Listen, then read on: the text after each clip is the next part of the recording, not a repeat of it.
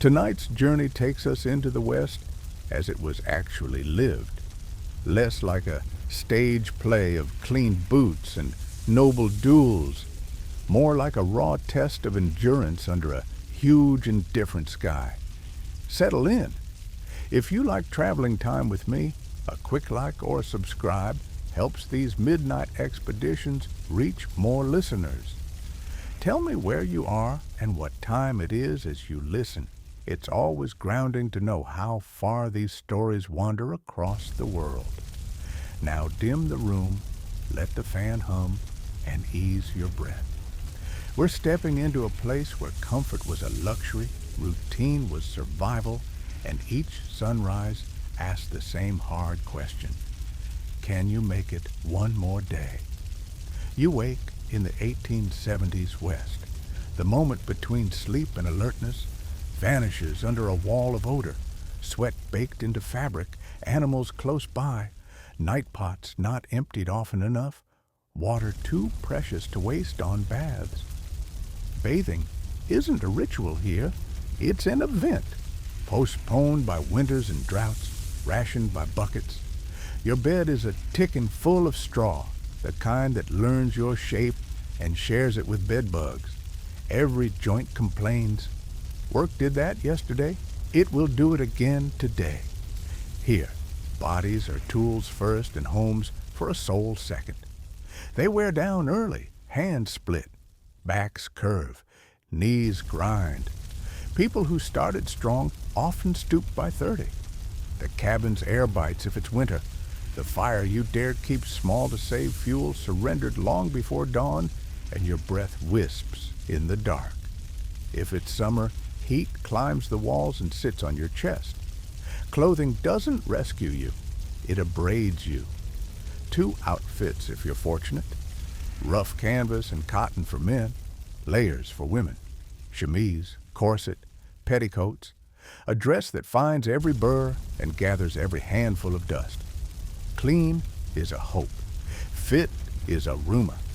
Fashion is something you hear about months after it mattered. Breakfast is function, not delight. Beans, biscuits, coffee that was boiled to submission and then bullied with tricks. Eggshells to settle grounds, a pinch of salt to tame bitterness. It wakes you enough to risk the morning. You shake your boots because sometimes the night crawls inside them. Scorpions, small snakes, things that bite to defend a hiding place. You step outside and the world is grand and uncooperative at once. Distance turns beautiful when you can survive it. Out here, weather doesn't warn you politely, it arrives. Sun that strips moisture from you, winds that lift the soil and drive it into your eyes. Sudden storms that turn tracks into glue or flash streams into corridors of moving stone. Towns promise help and deliver hazards of their own. Sewage is an afterthought. Streets aren't streets so much as roots worn by hooves and boots.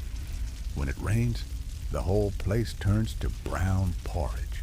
When it's dry, dust rises in sheets and coats your tongue. Horses are transport, and their leavings remind you of that with every step. Flies stitch the air together. Disease finds opportunities in every bucket, every shared mug, every hand that didn't wash because water had other jobs. Names you learned in school as ancient threats: cholera, typhoid, diphtheria, smallpox, tuberculosis, walk here like neighbors.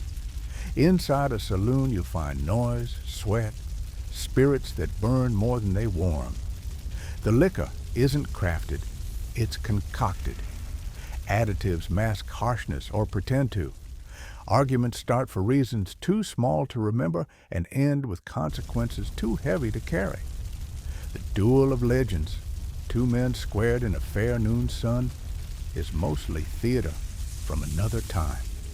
Real violence in these rooms is quick, confused, and regretted when it's safe to regret anything. You'll notice guns everywhere, and yet not every gun is a threat in the way you've been taught to imagine. Tools, mostly. Hunting, signaling, scaring off predators that see a calf or a child as opportunity. Some towns post their own terms. Hand over your weapons at the edge of the boardwalk and take a token to fetch them later. Order here is a fragile arrangement, negotiated with signs and enforced by people who sleep lightly. A doctor's shingle might creak above a door, but medicine is as often courage as cure. Training varies. Anesthesia is a bottle, a dropper, a prayer. Cleanliness isn't a principle. It's a suggestion that has yet to become law. An infected nick can end a hand. A deeper cut can end a life. Women count pregnancies with a private arithmetic of risk. Dentistry is a chair, a grip, and the sound of metal on enamel until something gives. Hunger returns early and often. A restaurant is someone's table with a price. The menu repeats. Meat is tough and salted into obedience. Vegetables are seasonal guests, and when they come, they are cooked beyond color, because that is how you make uncertain water safe. The body adapts to repetition until it cannot. Then deficiency speaks through bleeding gums, failing teeth, fatigue that doesn't answer to rest. Conversations nearby spool out into fear and bravado. Stories about raids, robberies, rides gone wrong. The truth is tangled. Settlers and soldiers take more than they admit. Native families defend more than they are granted. The border between defender and aggressor shifts with the storyteller. What does not shift is the cost paid by those who were here first. Treaties arrive like weather and change like weather. Land shrink. Buffalo vanish by policy and profit. Children are taken to schools that forbid the language of their mothers. Cultures are pressed into smaller shapes and told to be grateful for it. If you buy supplies, prepare to spend in a way that feels unfair and is, but not in a way you can fix. Everything costs more because everything had to travel far with great difficulty. A tin of sweetness ached for on a hard week might be worth a day's work. You bring it home and divide it carefully and memorize its taste before it is gone. News travels with freight, slowly, variably, often outdated when it arrives. Letters are lifelines that can snap without warning. Loneliness is not an episode here. It's an environment. People drink to soften it. Some stay silent to survive it. Some do not survive it at all. Afternoon darkens fast when a sky decides to prove a point. You hurry home, past men headed toward a mine mouth, lanterns on their caps, a routine of danger pressed into a shift. Underground, the world collapses differently. Gases you cannot smell, dust that scars lungs, charges that don't obey the fuse, rock that lets go without courtesy. The surface work isn't gentle either. Axes bite indiscriminately, hooves misjudge, rope frays. A steer panics and weighs more than your best arguments. Every trade collects its price, sometimes up front, sometimes in installments, across a body's years.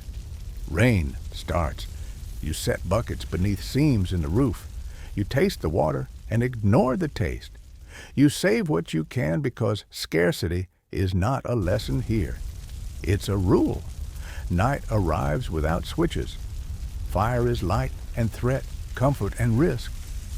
You tend it with care because the town you live in has burned before and will again. You lie down, inventory your aches, and let your mind list the small victories. No fever today, no cut that looks wrong, a neighbor who waved, a cloud that passed. Morning comes like a decision. If you travel, you learn quickly that miles mean something different when your feet or a horse must negotiate each of them. A train exists, and if money and route align, you might claim a seat and watch the land slide by in comfort unknown to most. Otherwise, You ride. Saddles are tools, not sofas. You walk when the ground makes more sense than the wheels.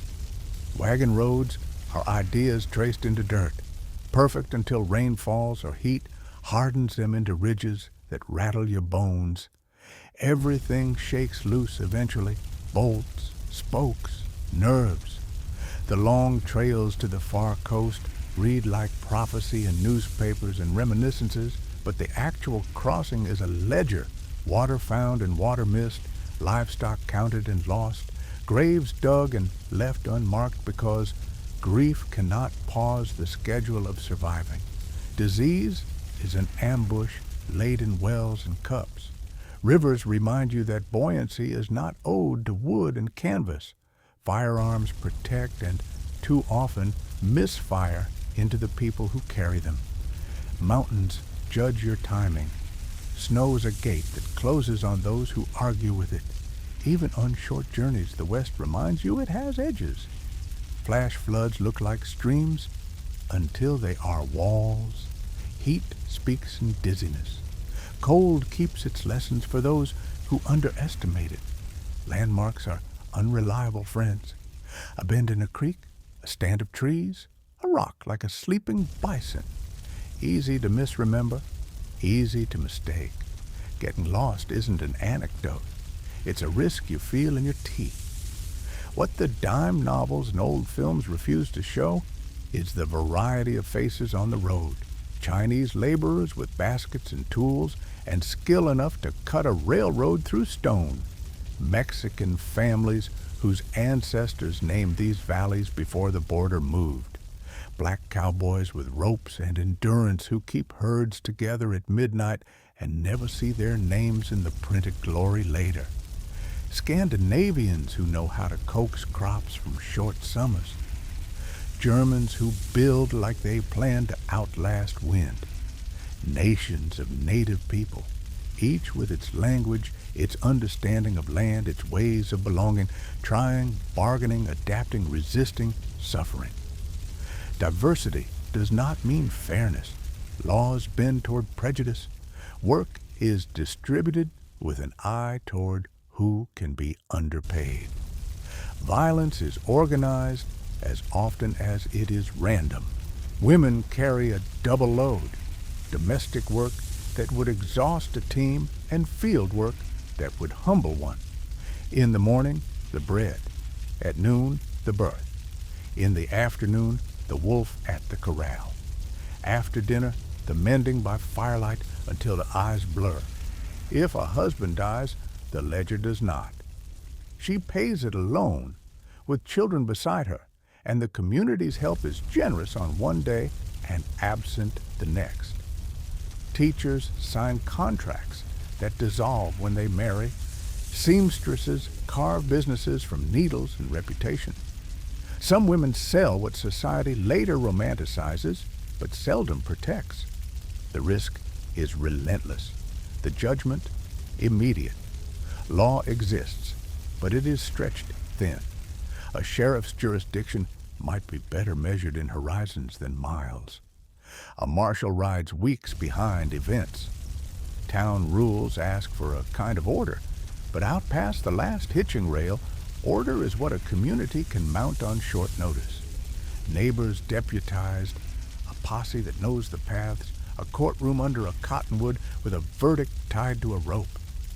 Punishments fit the fear of losing what little a town has. The jail is drafty and dangerous. The noose is certain and fast. Justice, as we cherish it now, is still in draft form here. Night lodging costs money. You pay for a bed that remembers everyone who slept in it before you. You listen through thin walls to the stranger's cough you hope isn't catching. If that's too dear, you make a camp.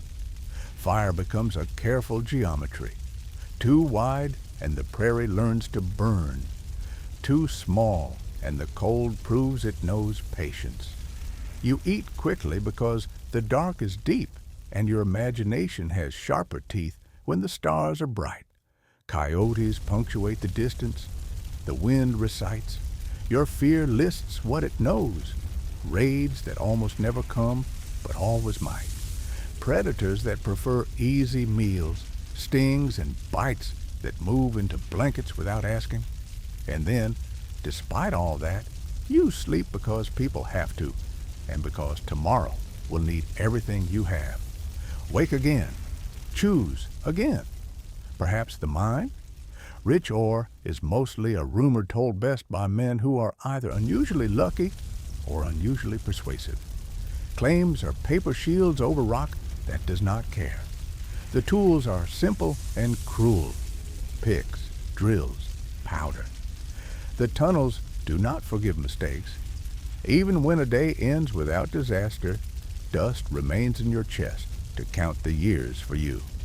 Wages look honest until you measure them against the cost of living in a place that charges extra for distance. Maybe cattle then. Grass into muscle, into money in theory. In practice, rivers that turn crossing into chaos. Stampedes that transform a night's quiet into thunder. Long rides on little sleep. Beans and biscuits again. A saddle sore that smiles at every bump. $30 a month if the boss is fair, less if he isn't, and weather is the real boss anyway. The work is heroic in the old sense. Endurance, not applause.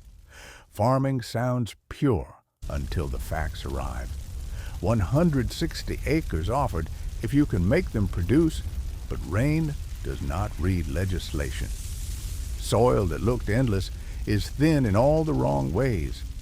Breaking prairie sod teaches you how strong grass can be when it braids itself with the earth. Houses of sod leak, shed insects, and keep you humble. Crops meet droughts, floods, frost, and locusts in a calendar you cannot edit. If anyone falls ill during harvest, winter notices. Isolation presses hardest on the days when the sky is beautiful and you have no one to tell. Even when you grow enough, the road to market is a toll road of reality. No refrigeration. Prices set far away by people who will never see your field. A railroad timetable that doesn't care about your wagon's wheel. Large interests. Learn how to turn laws into fences. You learn how to mend fences and live somehow within them. Factory work and wage labor appear like safety until you meet the machines. Gears without guards, belts that grab, heights without ropes. You trade the weather's moods for a foreman's. Children work because families must. A day off is a story you tell when you're too tired to laugh. Blacklists and company towns organize the limits of your choices neatly. Housing, store, debt, repeat. Time itself behaves differently. Without light at your fingertips, you live by dawn and fuel. Precision yields to intervals. After dinner, near sundown, when the moon is up. Work counts by tasks. Fields finished, cattle moved, wood stacked. Recreation is modest and meaningful. Cards in the lamplight. A waltz when a fiddle visits. Reading aloud from the one book that made it here, shared like a precious spice. A newspaper devoured until the news goes stale, but still feels like company. Community matters because you cannot raise a barn alone, cannot search a dark field for a missing child in only one direction at once, cannot lower a coffin without more hands. Church is sanctuary and schedule and social glue. Holidays are work parties disguised as joy and joy disguised as work parties. The mix of self-reliance and reliance on others is not contradiction. It is the geometry of making life possible. By now you understand why nostalgia edits this era so heavily. The myths are tidy. The lives were not. Later, stories will give you clean villains, shining heroes, high noon. The reality hands you compromises, improvisations, and a long list of decisions made under pressure. The famous names of the frontier straddle lines, lawmen who gamble, outlaws who write letters to editors, Legends grown from kernels of truth warmed under lantern light until they pop.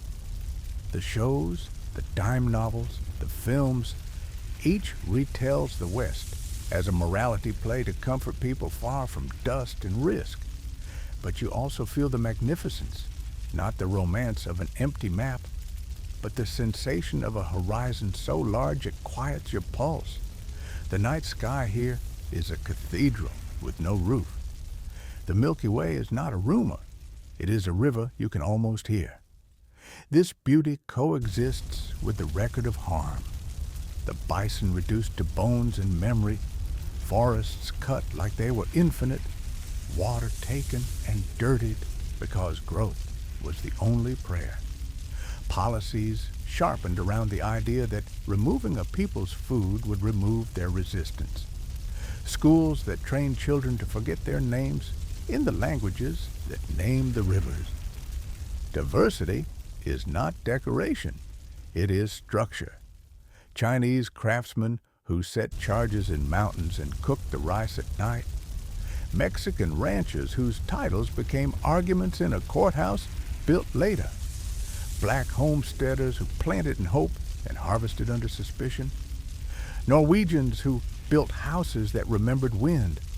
Lakota, Cheyenne, Arapaho, Dene, and many more who navigated each fresh injury with strategy and courage, who signed treaties that did not hold, who fought when pushed to cliffs, who mourn and persist. Railroads stitched the region into the nation's fabric, and with the stitching come tugs that favor big hands. Corporations learn the new arithmetic faster. The camp becomes a town. The town paves a street.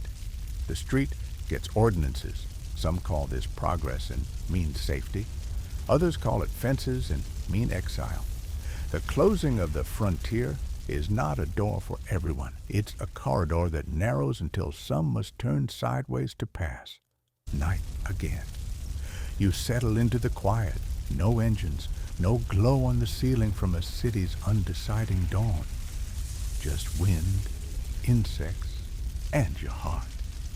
You think about what it takes to live here year after year. Hands that can mend anything, judgment honed by small mistakes you survived, a tolerance for loss that would feel impossible if you tried to imagine it in advance. You think about the people who broke and the people who bent and then straightened and kept going. You think about the costs paid by those displaced so that others could stay. Before we leave, we talk about food once more because it shapes the day and the body. Beans, cornmeal, pork fat, coffee saved for mornings that asked more than usual, milk if you had a cow and luck, apples if your tree survived 2 winters, and locusts, preserves when sugar made it this far, pickles when vinegar stretched a season, smokehouses where meat remembered summer through January, root cellars that taught you the temperature of the ground by touch, barrels where mice taught you ingenuity, flour that you sifted because the mill did not sift all of it, work that consumed calories at the rate the land allowed you to replace them. Children here grow into usefulness quickly because the household needs it. They collect eggs until they can lift a bucket. They read when there's light, and their parents aren't too tired to teach. School, when it exists, is a single room where ages mingle, and the teacher is one lesson ahead of the oldest student. Discipline is a stick and a stare. Failure to memorize is a sin you are taught is curable by repetition. Many never see a diploma. They graduate instead into competence, weather sense, tool sense, animal sense. They learn to look at a sky and know how far they can travel before a storm claims the road. Illness is the constant edge. Measles reshapes a family in a fortnight. Whooping cough steals sleep in siblings. A cut turns red and lines run up an arm. Laudanum soothes and seeds an appetite that can ruin a life. Patent medicines make promises bottled in alcohol. Surgery is bravery performed with a saw and a rag to bite. Mothers understand odds that are hard to say aloud. Fathers write letters that begin with the bad news because there is no way to soften it at a distance measured in months. Isolation writes in the margins of every page. A neighbor is an hour away on a good day. A visit is an expedition. The people you love elsewhere exist as words in your lap and ghosts in your routine. Church binds what distance tries to fray. So do barn raisins and harvest bees and the few dances that spin you long enough to remember you are more than labor. By the time dawn arrives on your last day here, you carry a truer map than any you could fold. The West is not a blank to fill. It is a ledger that shows both what was built and what was taken. Its myths have power because they satisfy old hungers for simple courage and clean endings. Its history has greater power because it shows what communities do under pressure, how they cooperate, how they exclude, how they endure, how they change, and how they remember. You return with a new gratitude for warm water and paved streets and medicine that listens and learns. You also return with questions worth keeping. How to balance the pride of doing for yourself with the necessity of doing together. How to grow without stripping what makes a place livable. How to honor the people who were here before us and the people who keep a place alive now. Close your eyes. Listen to the wind through grass that grows where rail ties once lay. Imagine the same stars, then and now. They taught farmers the calendar and travelers the route. Tonight, they can teach us humility. The West was never silent. It was full of voices. We can still hear them if we listen long enough. You wake again, this time with the thought that fortune might come not from farming or ranching, but from the ground itself. Mining towns whisper promises of instant wealth, gold, silver, copper. But promises here are heavier than reality. Imagine bending over a freezing stream, panning dirt for hours to catch a glint no bigger than a pinhead. Your back curves, your hands split, and at the end of the day you've earned maybe enough for bread. The lucky few find a nugget, but most find disappointment. Hard rock mining is worse. The tunnels are cramped, damp, and dangerous. The air feels thin, poisoned by dust and invisible gases. One bad strike of dynamite, one shift in stone, and the mountain buries you where you stand. Even if you survive the mine, sickness follows. Black lung, mercury poisoning, hearing loss from endless blasting. Mine owners rarely care. Profit trumps safety. Doctors, when they come, offer whiskey more than medicine. For your day of labor, you're paid $2 or $3, barely enough to eat, never enough to escape. And yet the dream keeps men coming, chasing gold that mostly belongs to someone else. Step back from the tunnels and look at the town built around them. It's new, crowded, noisy, and often lawless. Streets run with waste. Saloons multiply faster than churches. Violence simmers, fueled by exhaustion and drink. The miners are mostly young men, far from home, gambling their health for wages. Few women, fewer families, little stability. Disease runs through these camps like wind through open doors. Typhoid, cholera, dysentery, each one a thief that visits often. Maybe ranching looks better. Wide grasslands, open sky, herds moving like rivers of muscle. But ranching isn't romantic either. To start, you need land, cattle, and capital, debts that weigh heavy. Drought dries rivers, leaving cattle to starve. Harsh winters freeze herds into stillness. Wolves and cougars stalk the calves. Disease wipes out what you've built in weeks. And then there are the drives, moving cattle hundreds of miles to the nearest rail line. Cowboys, mostly teenagers paid $30 a month, ride through storms and dust, sometimes sleeping in the saddle. River crossings are chaos. Animals panic and pile together, drowning cowboys unlucky enough to fall. Stampedes begin with a crack of thunder or the snap of a twig, and when thousands of pounds of hooves move as one, nothing survives in their path. Your diet on the trail? Beans, salt pork, biscuits. Day after day, injuries are ignored until they kill. And still, men line up for the work, lured by the myth of freedom under the stars, not the truth of exhaustion and early graves. Farming offers different promises. The Homestead Act gives 160 acres if you can live and work it for 5 years. But on dry plains, 160 acres is often too little. The sod is tough, roots tangled for centuries. Breaking it takes endless days and wrecks your body. Houses built from sod leak, crawl with insects, and smell of damp earth. Crops fight droughts, floods, frosts, and plagues of grasshoppers that leave nothing green behind.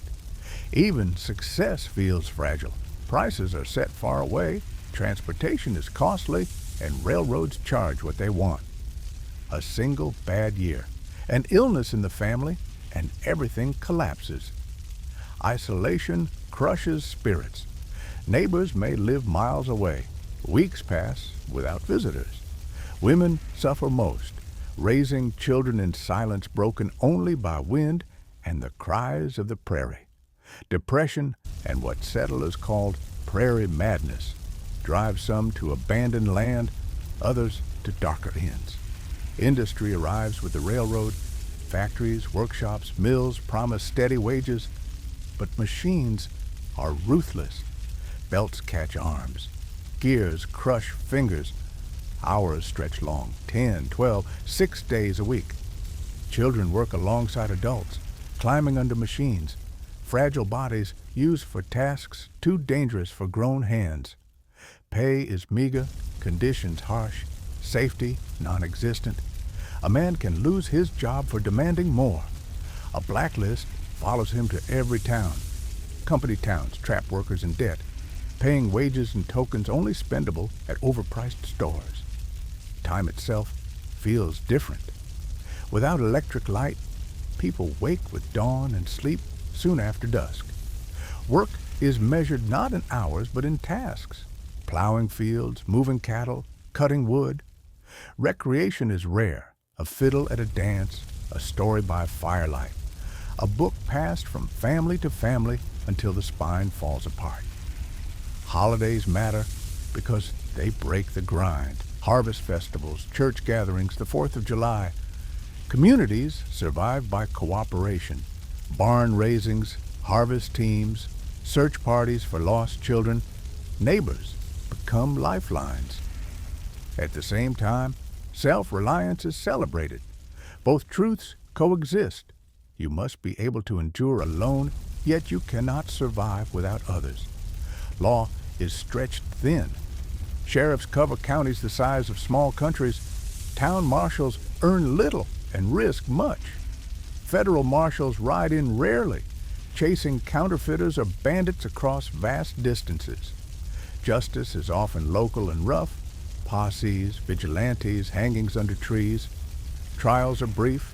Punishments are permanent. A horse thief might swing before sunset. Hotels are basic. Beds shared with strangers. Linens unchanged. Privacy non-existent. Outhouses behind the building serve all guests. For many, it's cheaper and no less safe to sleep under the stars. Fires, however, are constant threats. A lantern knocked over can erase an entire town. As night falls again, coyotes sing across the plains. The stars stretch farther than your imagination. It is beautiful and terrifying at once. Darkness swallows every sound of civilization until only nature remains. Wind, insects, distant calls. You sleep uneasily, knowing every day here is borrowed, survival never guaranteed. Morning rises again, pale and cold. The horizon is endless, but your world is small.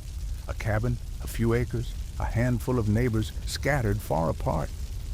Today, you see the work not only through your own eyes, but through those of women and children who share this harsh frontier. Women here are not the fragile figures of novels.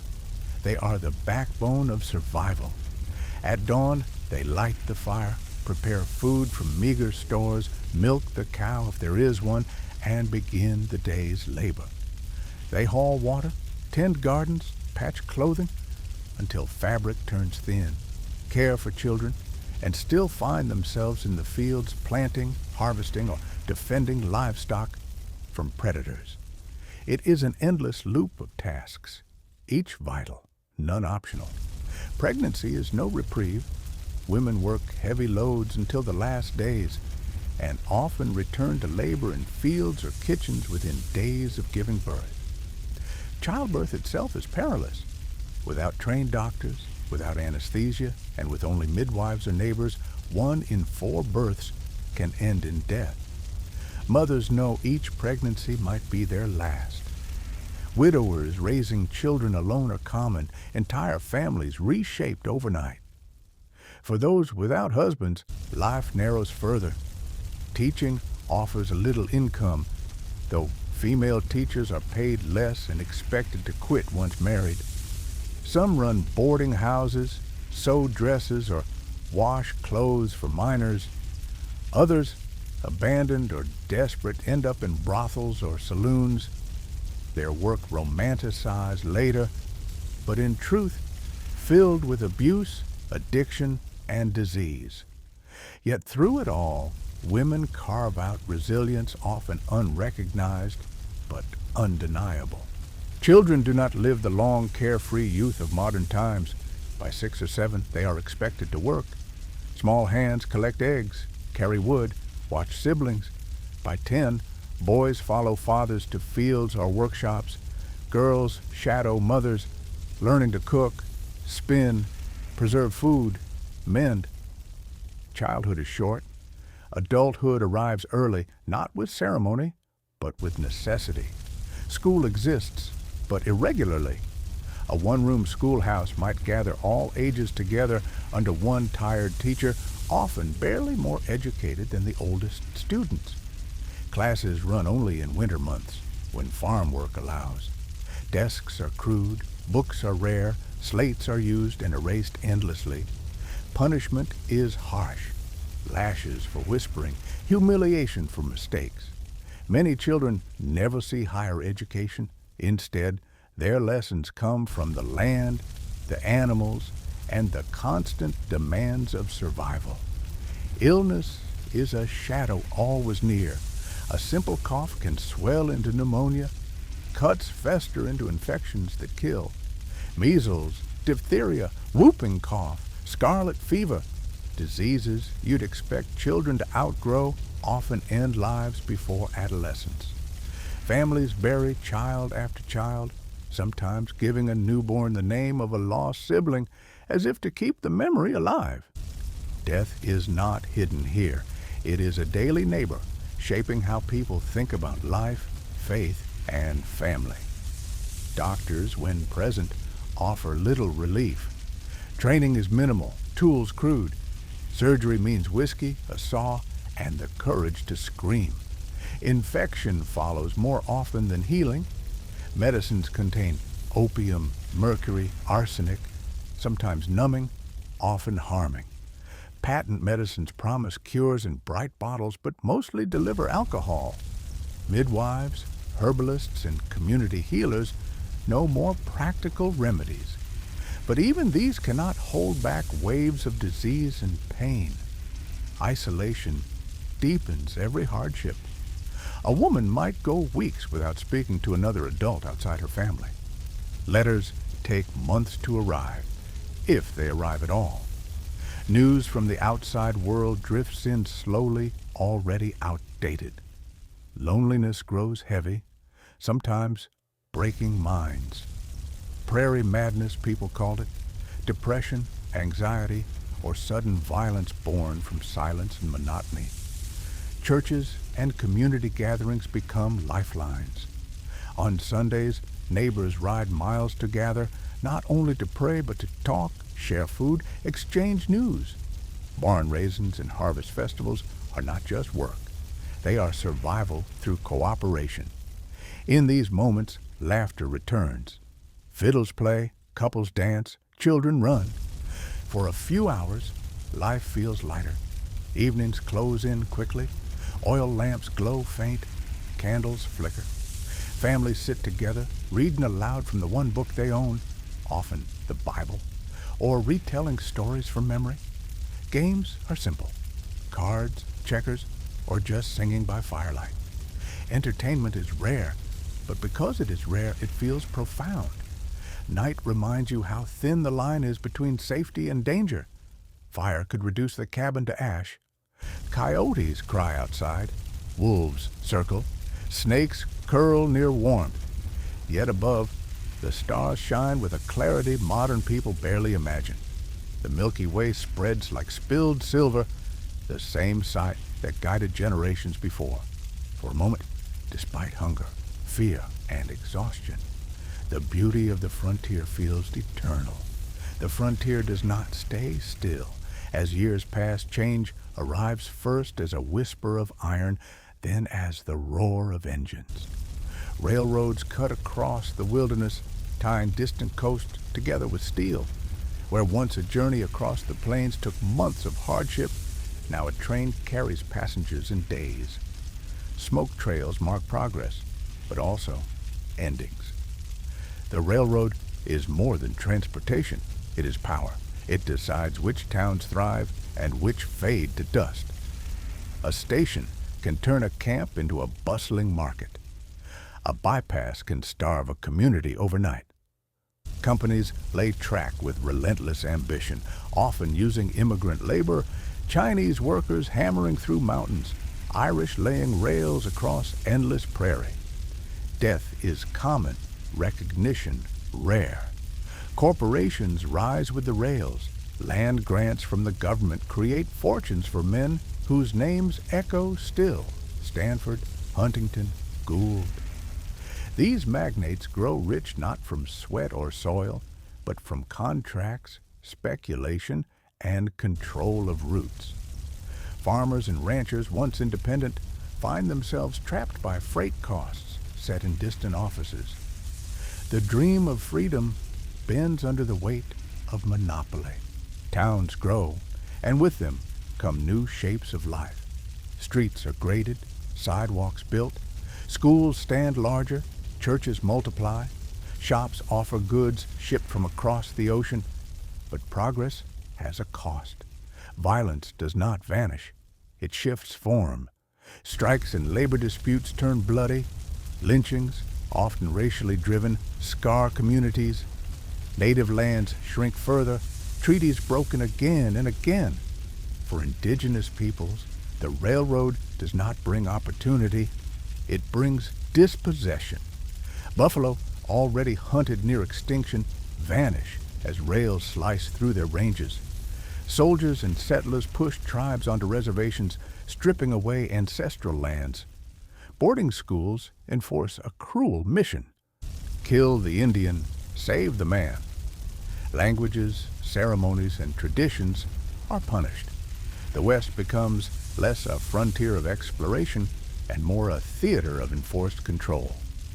The myth, however, grows stronger than the truth. Newspapers, dime novels, and traveling shows polish the dust into legend. Buffalo Bill's Wild West show tours the nation, staging battles, gunfights, and hunts for cheering crowds. Cowboys become larger-than-life figures. Though most were poorly paid young men, many of them black or Mexican. Outlaws become anti-heroes, their robberies exaggerated, their deaths retold as theater. The West, harsh and unforgiving in reality, is transformed into a national story of bravery, freedom, and destiny. In cities, the image of the frontier becomes entertainment. Audiences thrill at tales of duels at high noon, ignoring that most real violence was sudden, confused, and brutal. Heroes are painted in black and white, while the gray reality, hard work, injustice, cultural collision, is hidden. Myths comfort people, but they also erase. By the late 19th century, the census declares the frontier closed. There is no longer a line on the map where settlement ends, but the truth is more complicated. For many, survival remains as fragile as ever. Farmers against drought, miners against collapse, families against disease. Yet for the nation, the frontier shifts from a present struggle to a past memory wrapped in nostalgia. Looking back, the West is both pride and wound. It forged communities, tested endurance, and carved stories into the American imagination. But it also displaced nations, destroyed ecosystems, and left scars still felt today. To remember only the myth is to dishonor the cost. To remember only the suffering is to miss the resilience and courage of those who endured. Both truths belong to the story. Night falls once more. Imagine yourself standing outside a small cabin, lantern dim, train whistle echoing faintly in the distance.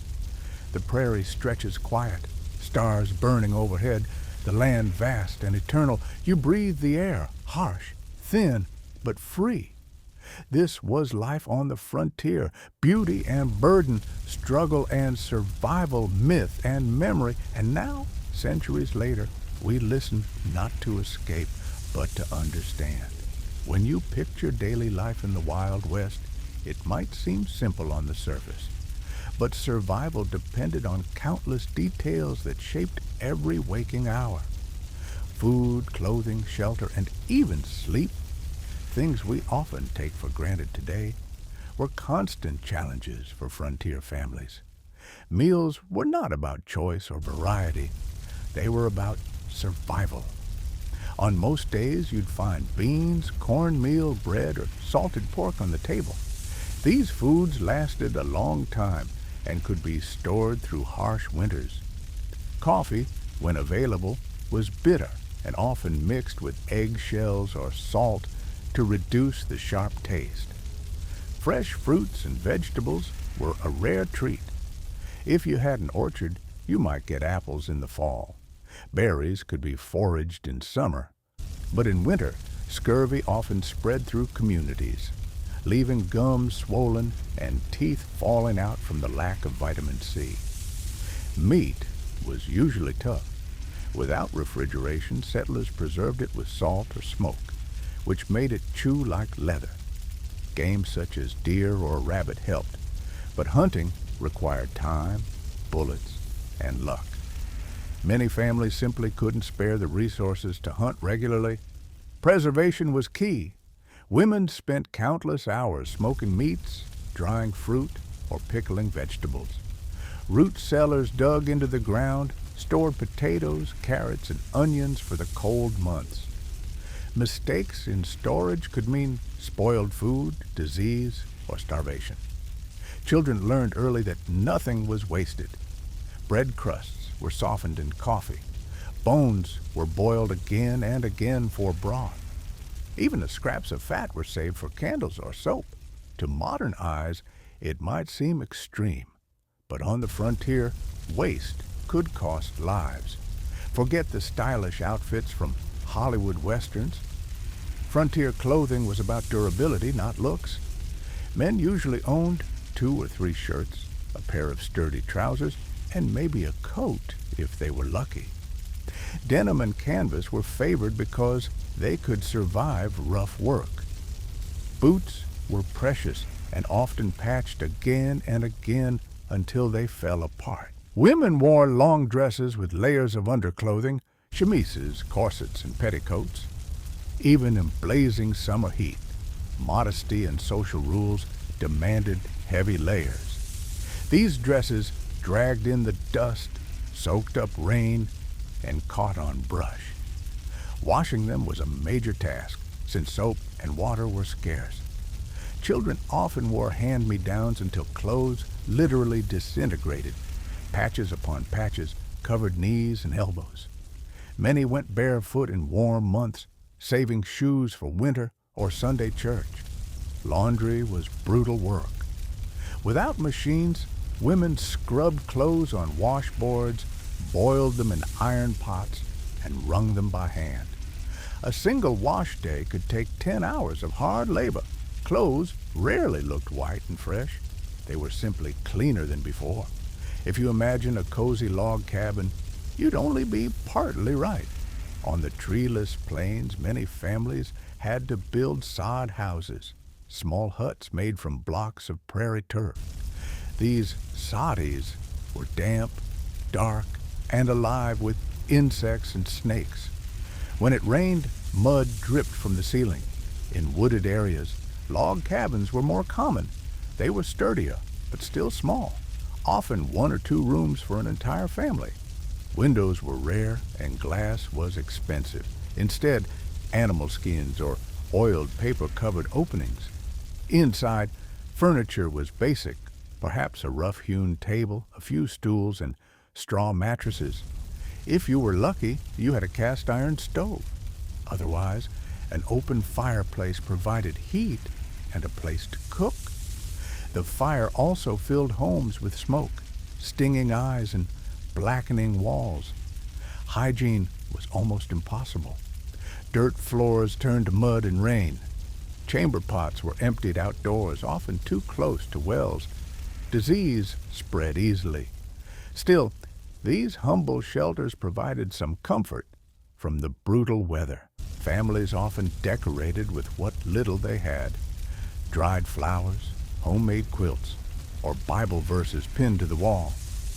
Imagine ending a 14-hour day of back-breaking labor only to collapse onto a straw mattress crawling with bed bugs. For many, this was reality. Beds were often shared by multiple family members. Privacy was almost non-existent. Cold winters forced families to huddle together under layers of wool or animal skins. In summer, stifling heat made sleep restless. With no fans or air conditioning, windows were the only relief, and those invited mosquitoes inside. Night was also a time of fear. Coyotes howled, wolves prowled, and snakes slithered under doors. A single spark from an oil lamp could burn a house to the ground. Sleep was never entirely peaceful. Vigilance remained even in dreams. Rest, when it came, was cherished.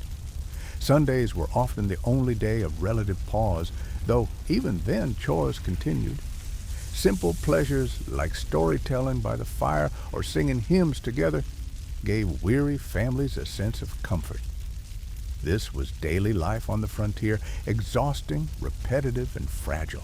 And yet, people adapted. They found joy in small things, a rare sweet treat, a letter from home, a warm quilt, a clear night sky. When you think of traveling today, you imagine cars, trains, or airplanes. But in the 1870s, Wild West travel was slow, dangerous, and exhausting.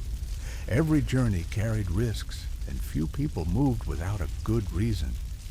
Stagecoaches were one of the most iconic forms of transportation. These heavy wooden wagons carried passengers, mail, and valuables across long distances. But don't imagine a smooth ride. Inside, benches were hard, the air was stuffy, and passengers were packed shoulder to shoulder. Windows let in dust or freezing wind, depending on the season. The ride itself was bone-jarring. Without modern suspension, every rock and rut in the dirt road shook passengers violently. Many grew sick from the constant bouncing. Journeys that would take hours today stretched into days, with only brief stops at stage stations to change horses. Robbery was a constant danger. Outlaws often targeted stagecoaches, believing they carried gold, bank money, or wealthy travelers. The driver and stagecoaches were one of the most iconic forms of transportation. These heavy wooden wagons carried passengers, mail, and valuables across long distances. But don't imagine a smooth ride. Inside, benches were hard, the air was stuffy, and passengers were packed shoulder to shoulder. Windows let in dust or freezing wind, depending on the season. The ride itself was bone-jarring. Without modern suspension, every rock and rut in the dirt roads shook passengers violently. Many grew sick from the constant bouncing. Journeys that would take hours today stretched into days, with only brief stops at stage stations to change horses. Robbery was a constant danger. Outlaws often targeted stagecoaches, believing they carried gold, bank money, or wealthy travelers. The driver and armed guards sat up front, but even they often surrendered when faced with a gang of bandits. Travelers sometimes handed over everything they owned in exchange for their lives. For settlers heading west, wagons were the backbone of migration. Families packed everything they owned into covered wagons, furniture, tools, food, and clothing. These caravans moved slowly, often no more than 15 miles a day. The wagons weren't comfortable. Wooden wheels broke, axles snapped, and canvas covers tore in the wind. Dust coated everything in summer, while rain turned roads into mud traps. People walked alongside their wagons to save horses and oxen from overwork. Many walked thousands of miles. Rivers posed some of the greatest challenges. Wagons had to be floated across or pulled through shallow fords. Many tipped drowning people, animals, and supplies. Entire families sometimes disappeared in a single crossing. By the 1870s, the Transcontinental Railroad connected the East and West Coast. This was a revolution. What once took months by wagon could now be crossed in just over a week. Trains carried goods, settlers, and even cattle. For many, this was the safest and fastest way to travel, but only if you could afford the ticket. Poor families still relied on wagons or simply walked. The railroad also brought danger. Trains were sometimes attacked by bandits or sabotaged. Workers who built the lines faced deadly conditions, blasting through mountains and laying tracks across deserts. Many were immigrants, Chinese, Irish, or Mexican, who labored in brutal conditions for little pay. On large rivers like the Mississippi and Missouri, steamboats carried people and goods. These boats were faster than wagons, but came with risks. Boilers often exploded, killing dozens instantly. Accidents, storms, and collisions sank many vessels. Still, for traders and settlers, riverboats were vital lifelines. Of course, many people simply traveled on horseback or by foot. Horses were expensive, but invaluable.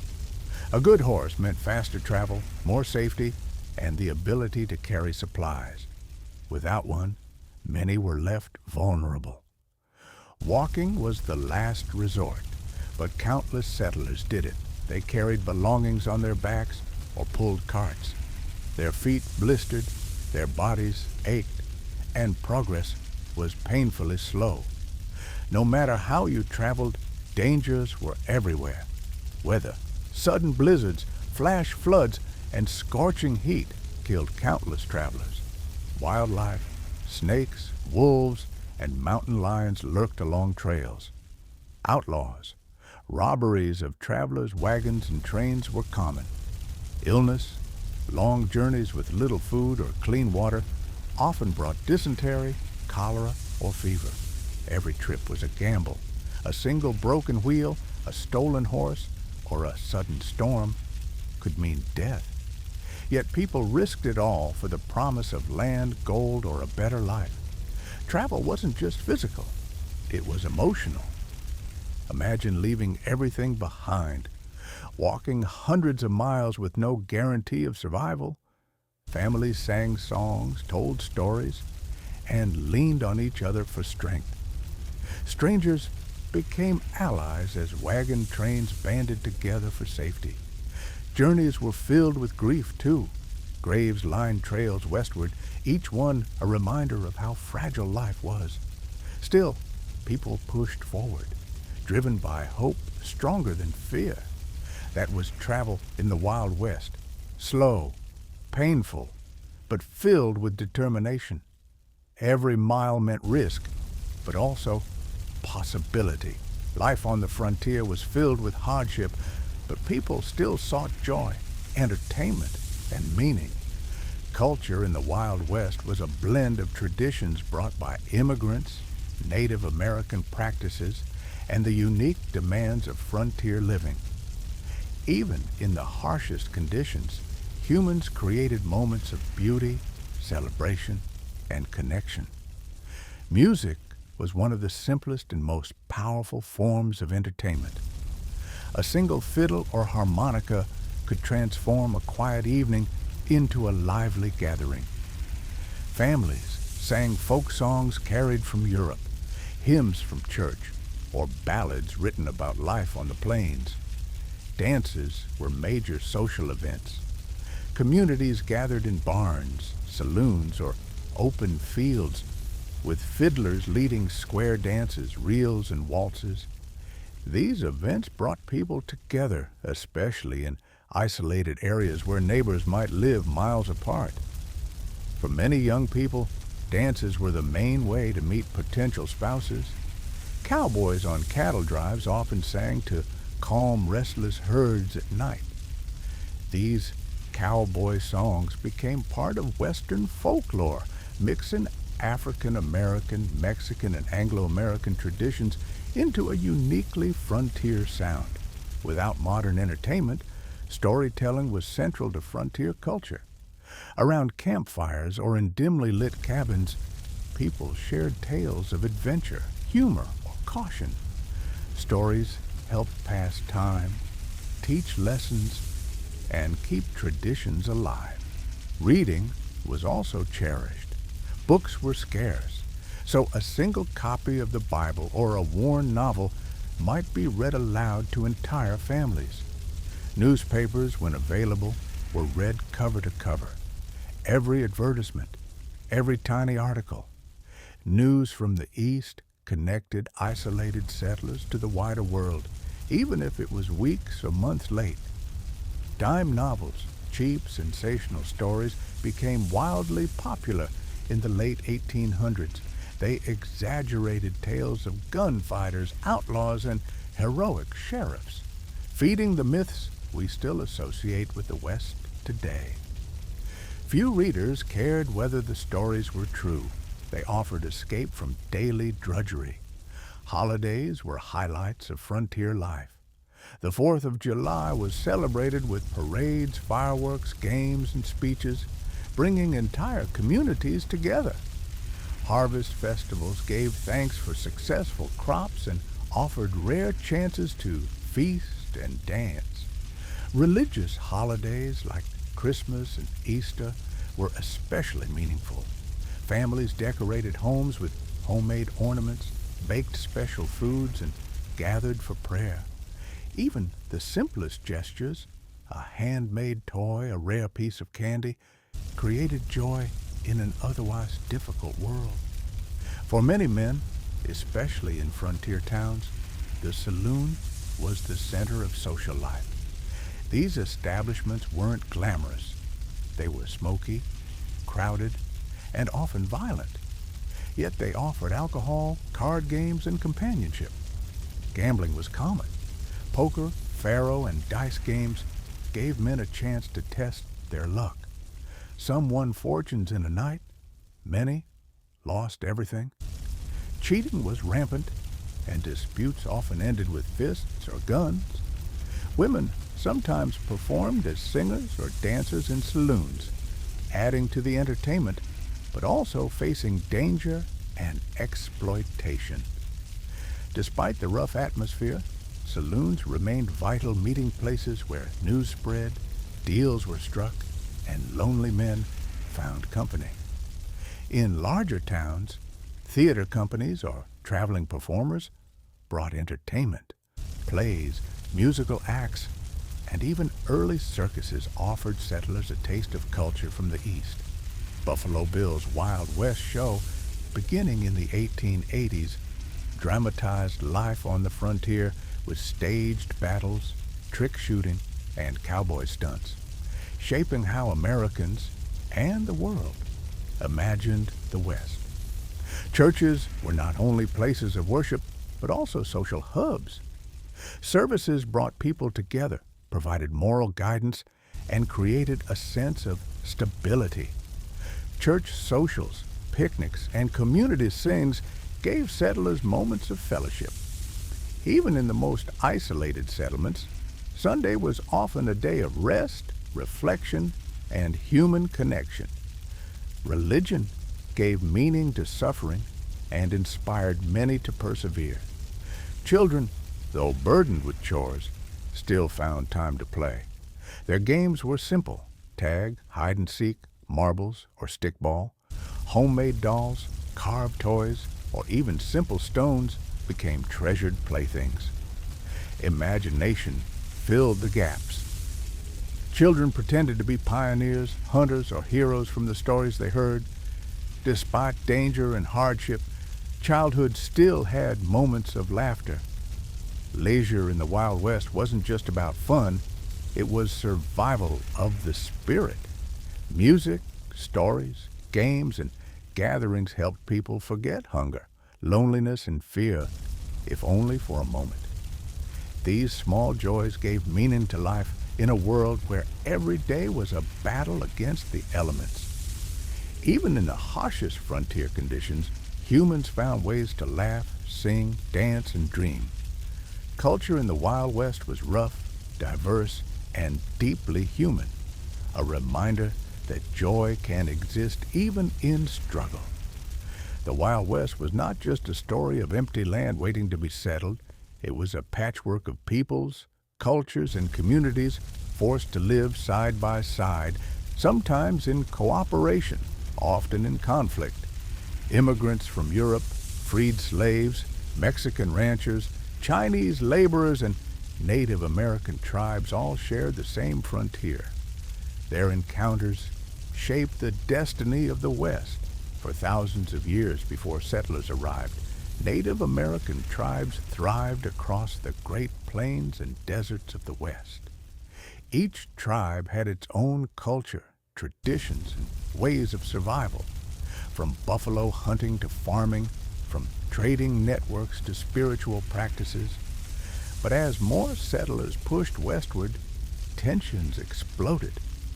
The U.S. government signed treaties promising land to tribes, only to break them when gold was discovered or railroads demanded new routes. Native peoples were forced onto reservations, their hunting grounds destroyed, and their way of life shattered. Violence was common. Battles like Little Bighorn and massacres such as Wounded Knee left deep scars. For settlers, native raids were terrifying. For tribes, settlers were invaders taking their future. The clash was not just over land, but over identity and survival. The West became home to people from all over the world. Irish and German settlers farmed the land. Scandinavians brought knowledge of timber and fishing.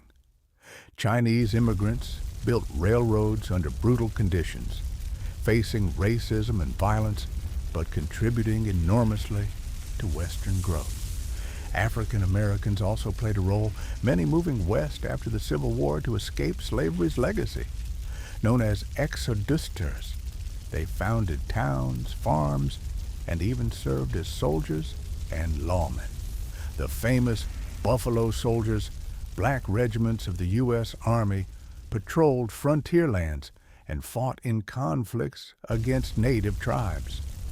Mexican and Hispanic communities were deeply rooted in the Southwest long before it became part of the United States. They introduced cattle ranching techniques, irrigation systems, and cultural traditions that shaped the identity of states like Texas, New Mexico, Arizona, and California. Yet many faced discrimination, land seizures, and violence. Despite conflict, neighbors often had to rely on one another. A German farmer might trade tools with a Mexican rancher.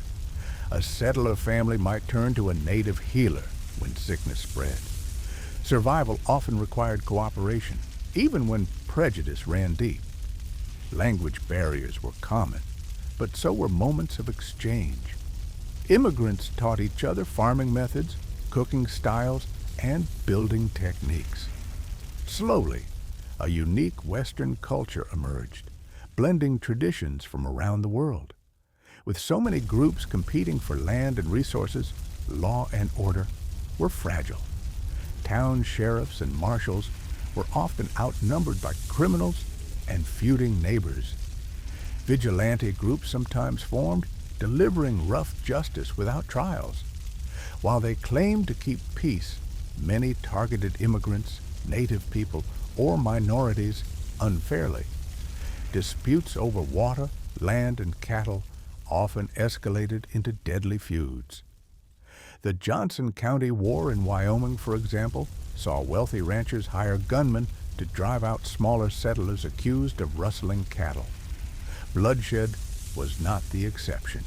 It was part of frontier life. Prejudice shaped much of Western society. Chinese workers were banned from bringing families, isolated in Chinatowns, and sometimes attacked in violent riots. African Americans were denied land or forced into the hardest jobs. Native Americans were portrayed as obstacles to progress. Yet despite injustice, these groups endured. They built communities, churches, and businesses that still stand today. Their resilience added richness to the history of the West, even as their voices were often silenced in official records. It's easy to imagine the West as endless gunfights and battles, but much of the struggle was quieter. A farmer worrying about his crops, a rancher losing sleep over water rights, a mother fearful her children might catch smallpox from a passing traveler. For every moment of open conflict, there were hundreds of moments of uneasy peace. Neighbors living side by side, watching each other carefully, and sometimes slowly learning to coexist. The Wild West was never just about heroes and villains. It was about people, different, diverse, and often divided, trying to survive on the same land.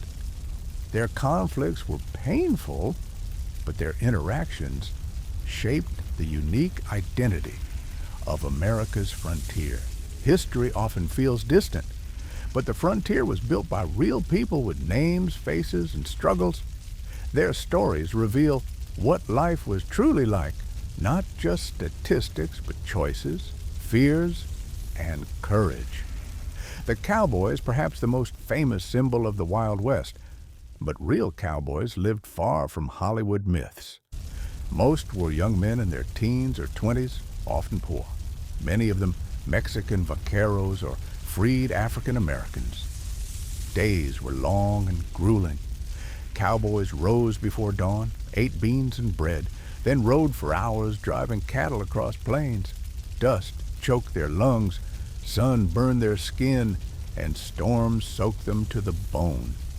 Nights were spent under the stars, taking turns guarding the herd against rustlers or stampedes. Cowboys sang softly to calm restless cattle, their voices carrying in the dark. Despite the loneliness, some found joy in the freedom of the open range. But pay was low, danger was high, and few stayed cowboys for long. Some became legends. Wyatt Earp and Wild Bill Hickok are remembered as fearless gunfighters. But most sheriffs were ordinary men trying to maintain peace with limited resources. They relied on respect, reputation, and sometimes sheer luck to survive. In frontier towns, Sheriffs and marshals symbolized law and order, at least in theory. Many towns had only one or two lawmen to control hundreds of armed men. Sheriffs often faced impossible choices: break up drunken brawls, chase stagecoach robbers, or settle deadly feuds over land. Justice was not always fair. Wealthy ranchers or mine owners often controlled the sheriff's actions. Still, many lawmen worked honestly, risking their lives daily for a fragile sense of order. Women on the frontier carried burdens equal to men and often greater. A pioneer wife cooked, cleaned, raised children, and worked the fields. She nursed the sick, sewed clothing, and protected the home when men were away. Childbirth was especially dangerous. Without doctors or medicine, many women died giving birth, leaving families shattered. Yet women persevered, building schools, churches, and communities. Some women defied traditional roles. Annie Oakley, a sharpshooter, stunned audiences with her marksmanship. Calamity Jane lived rough as a scout and frontierswoman. These figures challenged expectations, showing that courage and skill were not reserved for men. Medical care on the frontier was primitive. Doctors were few, often poorly trained, and relied on limited tools. A doctor's bag might hold a saw for amputations, herbs for pain, and bottles of whiskey for both sterilization and comfort. Despite the challenges, doctors played vital roles. They treated gunshot wounds, delivered babies, and fought outbreaks of cholera or smallpox. Many traveled miles on horseback to reach patients, often too late to save them. Nurses and midwives, many without formal training, provided everyday care.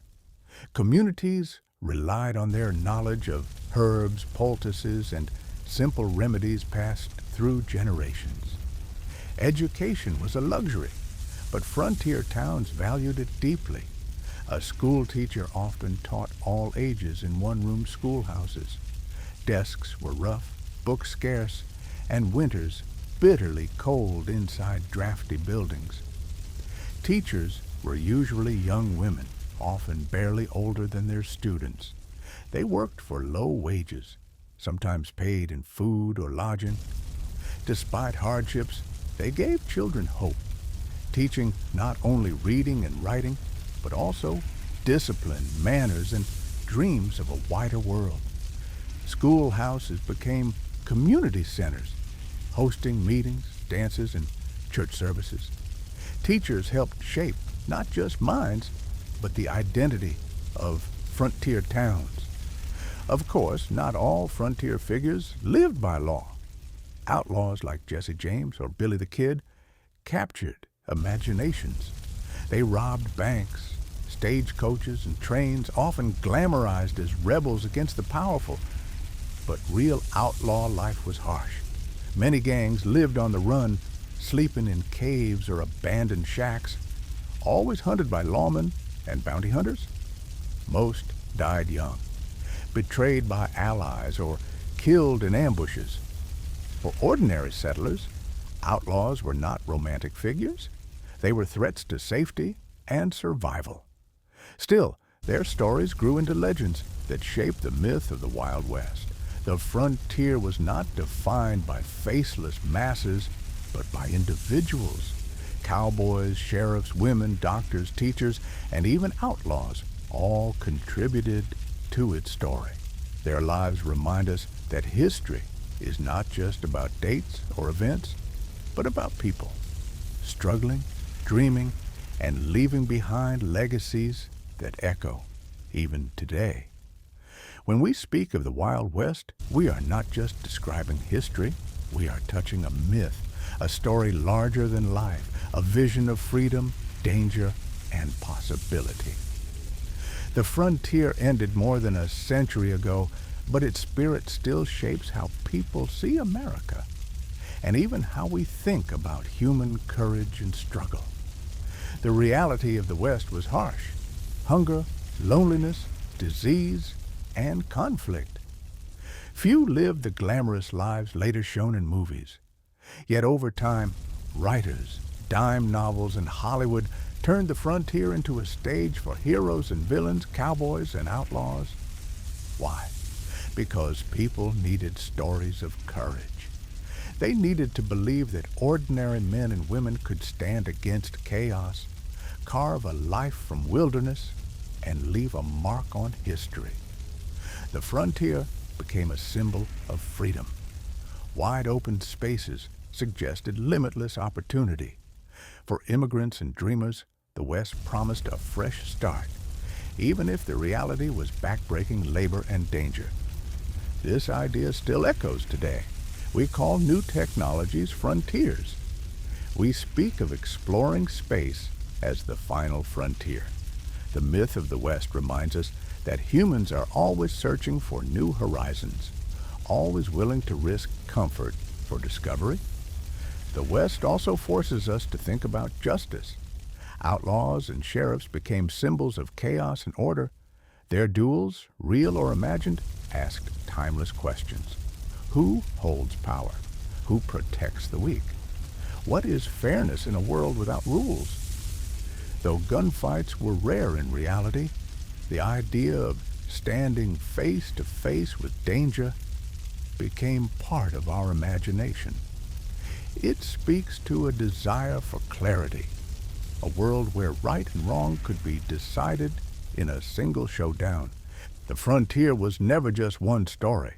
It was the story of Native Americans defending their lands, immigrants chasing hope, women building families in isolation, and African Americans carving out new lives after slavery. It was a place of injustice and resilience, conflict and cooperation. Remembering this diversity matters. The myth often silences some voices, but history is richer when we listen to them all. Ultimately, the Wild West is about the human spirit. It shows us that even in the harshest conditions, people sang songs, told stories, built communities, and dreamed of something better. It reminds us that struggle and hardship are part of life, but so are courage, creativity, and hope. Why do we still tell these stories? Because the West is not just history, it is a mirror. It shows us our hunger for freedom, our fear of chaos, our ability to endure, and our longing to belong. For some, the West is a warning of greed, violence, and broken promises. For others, it is an inspiration of resilience, daring, and the pursuit of dreams. Perhaps it is both. Perhaps that is why the myth endures. So when you think of the Wild West, don't imagine only the shootouts and saloons. Imagine the mothers raising children in sod houses, the cowboys singing under the stars, the teachers writing lessons by lamplight, the immigrants crossing rivers with hope in their hearts. The West was not silent. It was full of voices. Some were lost, some remembered, all part of a great human story. And now, as we drift into sleep with these tales, we remember that history is not just about the past.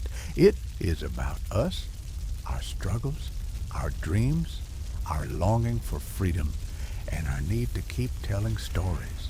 Thank you for joining us on this long journey through the Wild West. If you enjoyed this story, don't forget to like this video and subscribe to Silent History. Here, every week, you'll discover more calm and captivating stories from the past. Your support helps us keep bringing history to life, one story at a time. Until next time, sleep well and dream of history.